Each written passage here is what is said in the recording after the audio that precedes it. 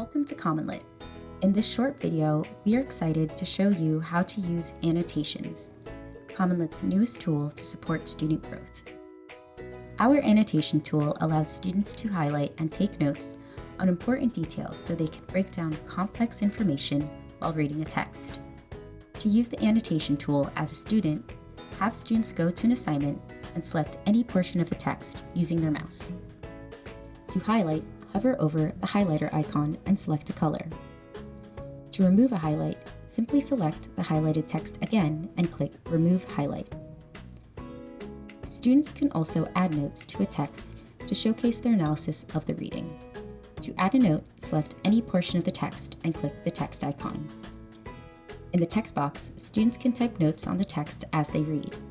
We automatically save students' work, so they can click Done when they have finished typing. To edit or delete a note, click on the stacked dots in the corner of the note. Student annotations will save on assignments, and students will be able to access their annotations by returning to the assignment page. Teachers can also view student annotations by going to their assignment dashboard. On your assignments page, click on the title or dashboard button of your assignment. Then, on the left panel, click Student Annotations. Here, teachers can see how students performed on an annotation task and measure their understanding of the reading. If students are working on an assignment in class, you can view new annotations as students add them by clicking on the Update Annotations button. To see annotations of another student, simply select a different student from the dropdown.